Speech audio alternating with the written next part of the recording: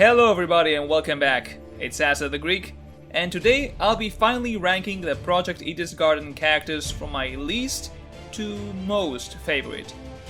I was thinking of making this straight up a tier list video, but sadly I like all of these people enough to place them on B tier or above, and I feel like that'd be boring to watch, so instead I decided that a ranking would be better. For this list I'm including every character, which, yes, that means that on number 19 and last place, we have Kara Koskinen. The Ultimate Teacher's Aide comes last on this list, and before you say, Astra, she's already dead by the time the game starts. Well, Kara has a sprite, name, and we do solve her murder, one which I'm suspecting will be important later on.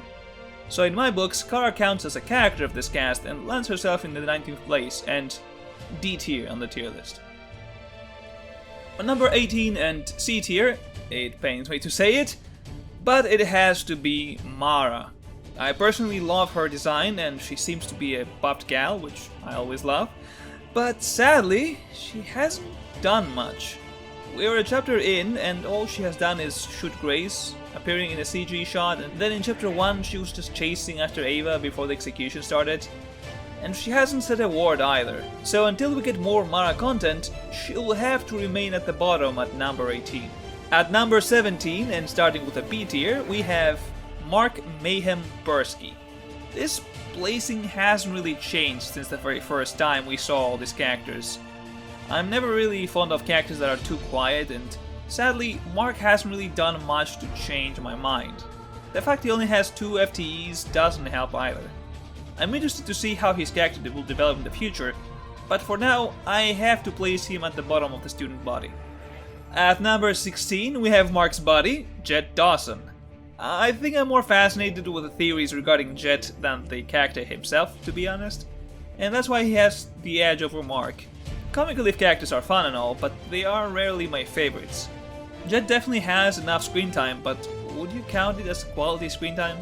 Cause I wouldn't. Maybe when we learn more about him as a character, he'll move higher on the list. And now we have the first girl on the list, at number 15, that being Winona. I am a bit sad to place Winona this low, because back in the day I'm sure she would have been fairly high up on the rankings. But when looking at the others, I just can't put her any higher. I haven't been the biggest fan of her FTEs, and sadly she has very little presence in the actual story so far. I'm hoping that chapter 2 will do Winona justice. Top of B tier and number 14 we have Diana Venezia, who I believe to be the new antagonist. Diana and I got off on the wrong foot. I was very suspicious of her throughout the whole chapter, which muddied my view of her during what screen time she had. She shined mostly during the trial, where I was hoping she'd be the killer. With her being the antagonist, I'm predicting that she'll have many good moments moving forward, and honestly, antagonists are always popular, so I'm certain I like her more in the upcoming chapters. Moving on to the A tier peeps, we have Kai Montiago in number 13. I will say, I like Kai a lot more than I thought. I think from the prologue alone he'd be somewhere in C tier, but he definitely got a lot of screen time that made me like him more, and his free time events were surprisingly good. I'm definitely curious to see how that ends, and considering he's most likely going to be the side protagonist, I'm looking forward to seeing his and Damon's relationship in the future. Desmond Hall is at number 12, and I'm honestly surprised by how low I placed him, because I was expecting him to be higher. But when I look at the others above, yeah, I like them more. Desmond is a nice, friendly dude, but honestly, for a danganronpa game, he feels like the most normal guy out here. I don't know, I think when his relationship with Eloise is explored more, he'll be able to rise above the rest. But for now, he is staying here. At number 11, we have Toshiko Kayura. I will say this, normally in games similar to danganronpa, I'm not fond of having kids in them. Mainly because I find whatever arc they go through to be the same, and in general not very interesting. I'll say it right away, I don't like either Kana or Gin from Your Turn to Die, though Kana is a bit better. In Toshiko's case, she's a teenager, which makes this a bit better since she's older and can actually interact with the rest in more ways than one. But she's also a very whimsical and extravagant girl, which brings a fun twist to the team. I'm curious what her arc will be and why she's hiding her face all the time. We're now entering the top 10. Ooh boy! At number 10 we have Ulysses Wilhelm.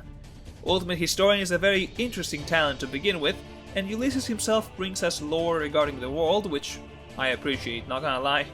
While I don't usually like the sleepy cactus, his personality and free time events are good enough for me. I'm sure he won't live that long, but there are many theories of him being the mastermind due to his talent, and I think that's pretty cool. In number 9, we have Eloise Tollner.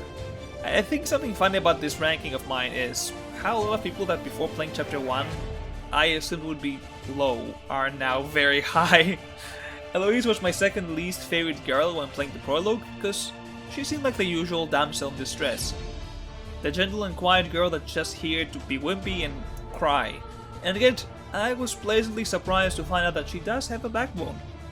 From her beef with Grace to straight up calling out Damon for his bullshit, Eloise is definitely tougher than she seems, and I'm all for it. If my theory about her and Desmond is true, I'm sure she'll get higher in the future. Okay, but we have to mention Damon at some point, right? Damon, my main dude, the protagonist at number 8. I think Damon has succeeded in making me like him and dislike him at the same time. There's a part of me that wants to see him get his ass kicked so hard, and at the same time I'm here to root for him during the class trials. I think he's a good case of an edgy, antagonistic main character. I don't think he'll ever get higher in my list, because I tend to not like the main cactus all that much. But who knows, maybe in the future, depending on how the story goes, he'll make it the top 5. We're now in the S tier peeps. Number 7 and 6 are incredibly close.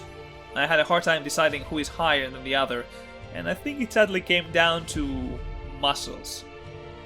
At number 7 we have Cassidy Amber, and in 6, Ingrid Grimwald. I think Cassidy is the funniest character in the cast, and I'd say the better comic relief one comparing her to Jet.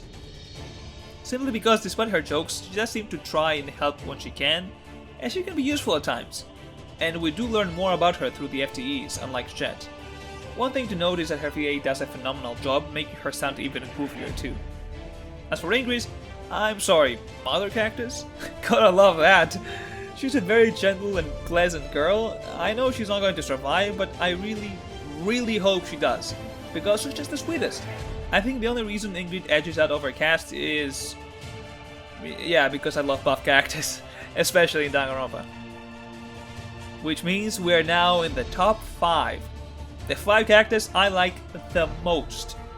So, who is my top 5th favorite character? Well, the main host, of course. Tozu is such a whimsical character that works. I've said it in some other videos before, but I think Monokuma was never really intimidating or scary to me. He was just a very weird and goofy character, and that was it. Tozu has a similar goofy personality, but his voice and some sprites actually make him intimidating when needed. Hell, there were times I actually got jump scared by him while playing Chapter 1. There is also the mystery surrounding his identity as well, which makes him even more interesting, to me at least. For my number 4, I have maybe the most surprising pick out there, genuinely. Eva Tsunaka was my least favorite girl of the cast. She was actually right next to Mark originally. I wasn't the biggest fan of the liar talent all that much, and her edgy attitude wasn't amazing either. And then Chapter 1 came up, and it hit me like a truck. Suddenly Eva became the most relatable member of the cast, I swear.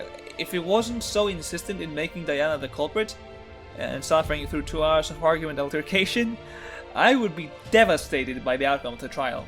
I know what they did made a lot of sense story-wise, but I wish we had more moments with Eva, even though she had a lot of screen time.